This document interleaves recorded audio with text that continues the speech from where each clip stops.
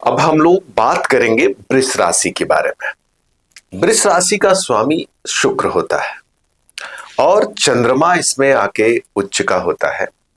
इसको धन की राशि कही जाती है। कहा जाता है कि अगर आपके जीवन में वृष राशि अच्छी स्थिति में नहीं है, अर्थात वृष राशि में खराब ग्रहों का समावेश है, तो आपको जीवन में बैंक बैलेंस का सुख नहीं रहेगा। साथ में आपको अच्छे फैमिली मेंबर्स नहीं मिलेंगे। कई लोग हमारे पास ज्योतिष में या सबके पास जाते होंगे ज्योतिषों के पास कि पैसा तो आ रहा है लेकिन रुक नहीं रहा, परिवार है लेकिन आपस में प्रेम नहीं है, तो उनकी कुंडली में वृष राशि कहीं न कहीं से डिस्टर्ब होगी। आइए आज हम लोग वृष राशि के बारे में पढ़ने वाले हैं कि वृष राशि किस तरह से अपने अंदर इन सभी गुणों को रखे हुए है। सबसे पहले ये दूसरे नंबर की राशि, कालपुरुष की दूसरे नंबर की राशि है। इससे कालपुरुष के अंगों की अगर बात की जाए तो जो हमारा फेस होता है, जो हमारा चेहरा होता है, उसमें जो आंखें होती हैं, ये सब हमारा जो मुंह होता है, उसके अंदर जो दांत वगैरह होते हैं, ये सभी चीजें वृष राशि से देखी जाती है। मेडिकल एस्ट्रोलॉजी में कहा जाता है कि किसी की कुंडली में अगर वृष राशि डिस्टर्ब है तो बहुत बार उनके मुंह में छाले होना, दाने पड़ना या दांतों में दिक्कत आना या आंखों में प्रॉब्लम होना, इस तरह की समस्या देखी जाती है। अगर केतु राहु जैसे ग्रह होते हैं तो बहुत बार देखा गया है कि यह समस्या और ज्यादा बढ़ के सामने आती है। वृष राशि धन की राशि है। अगर वृष राशि में राहु केतु को तो छोड़ दिया जाए, राहु शनि ऐसे ग्रह होते हैं तो कहा जाता है कि इन लोगों को ऐसे भी पैसे आते हैं जिसको ब्लैक मनी कहा जाता है। वहीं पर अगर केतु हैं, गुरु हैं, शुक्र हैं तो अच्छा पैसा आता है, सूर्य है तो राजा के द्वारा पैसा आते हैं। तो यहां पे हम ये बताना चाहते हैं कि जो हमारी वृष राशि है, 2 नंबर की राशि है, ये जहां पे जाएगी इन चीजों का अपना प्रभाव देगी। तो सबसे पहले कुछ मोटी मोटी चीजें जो शुरुआत कर रहे होंगे या हो सकता पहली बार पढ़ रहे हो तो मैं उनके बता दूं। वृष राशि दूसरे नंबर की राशि है जिसका स्वामी शुक्र होता है। वृष राशि को पृथ्वी तत्व की राशि कही जाती है। कौन से तत्व की राशि कही जाती है? इसको पृथ्वी तत्व की राशि कहा जाता है। ये देखिए यहां पे हमने लिखा है पृथ्वी तत्व। अब विषय उठता है कि पृथ्वी तत्व से क्या लेकर चलेंगे। देखिए हमारे पास जो भी चीजें संसाधन हम यूज करते हैं, जो भी मटेरियल यूज करते हैं, जैसे सारा खाद्य सामग्री, सारा अनाज, पेट्रोल है, कोयला है या जितने मेटल है, हम कहां से पाते हैं? पृथ्वी के अंदर पाते हैं। तो जब कोई भी राशि पृथ्वी तत्व से प्रभावित होती है तो उसके अंदर मटेरियलिस्टिक चीजें ज्यादा मात्रा में होती है। हम धरती पे खड़े हैं, इसके पीछे रीजन क्या है? पृथ्वी हमको अपनी तरफ खींच रही है। तो हमने देखा वृष राशि वालों में एक ग्रेविटी होती, एक आकर्षण होता है, एक खिंचाव होता है, तो वो वृष राशि में पाया जाता है।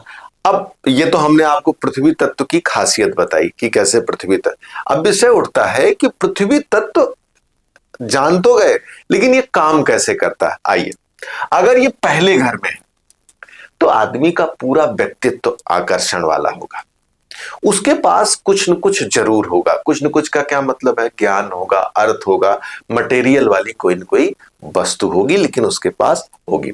यही राशि अगर सेकंड हाउस में चली जाती, यहां पे चली जाती है, तब क्या होगा?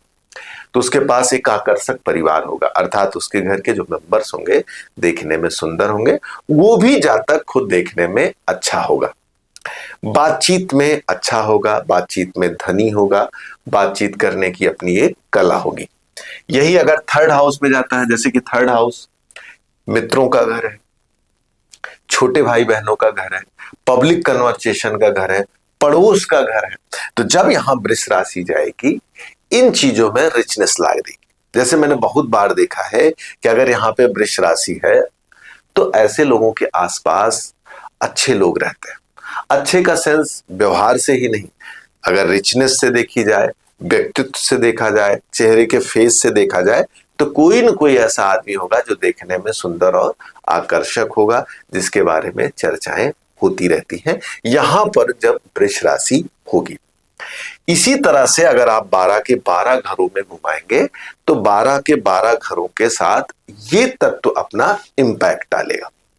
ये तो हमने तत्व की बात की। ये स्थिर राशि है। स्थिर का क्या मतलब होता है? वृष राशि के स्थिर होने का क्या मतलब है? जब कोई भी राशि स्थिर होती है तो उसमें एक ठहराव होता है। एग्जाम्पल लेते हैं, जैसे मान लीजिए वृष राशि सेकंड हाउस में है, मेष लग्न।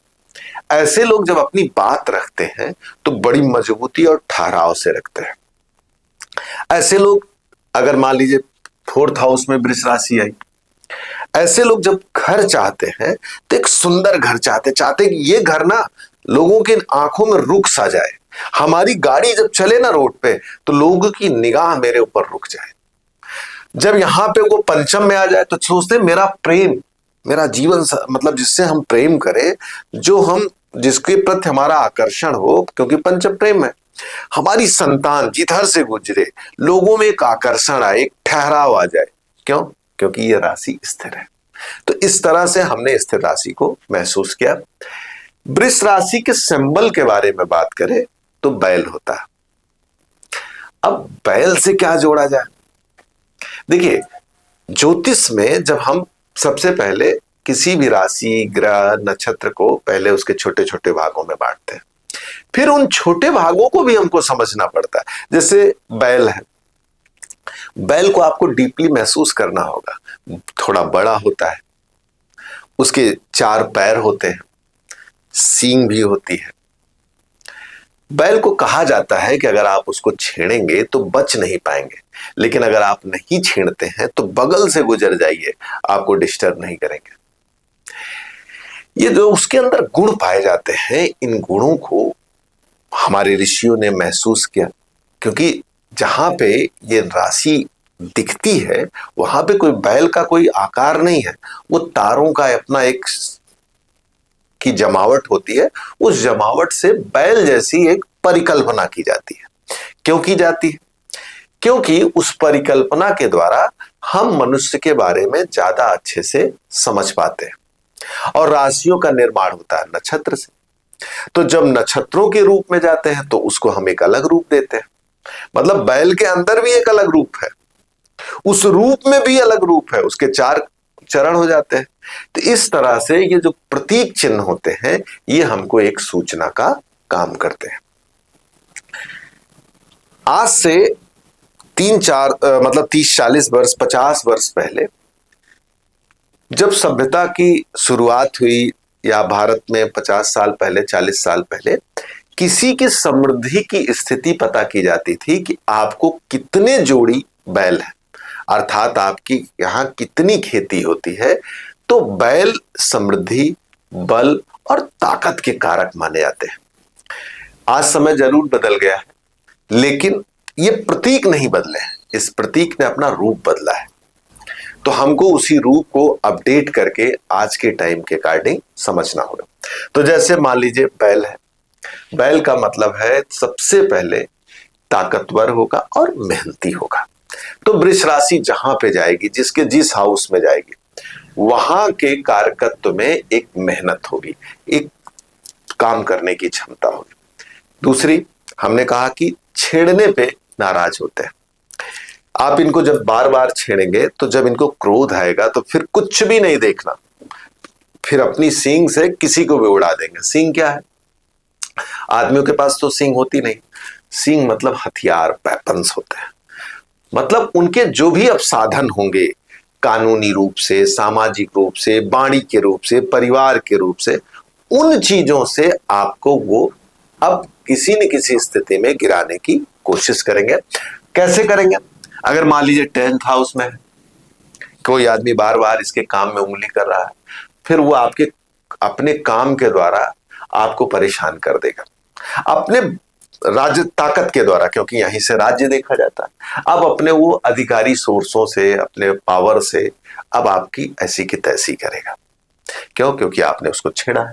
यहां पे अगर वृष राशि है तो अगर आप इसको छेड़ेंगे, यहां पे आ गया तो अपने ज्ञान से आपको छोड़ेगा नहीं। यहां पे आ गया मतलब चौथे में, जहां से घर गाड़ी देखते हैं, इस हाउस में अगर आ गया तो कहीं ना कहीं आप अपने घर से, अपनी गाड़ी से अब आपके अंदर वो बेचैनी पैदा करेगा जिसको आप बर्दाश्त नहीं कर पाएंगे।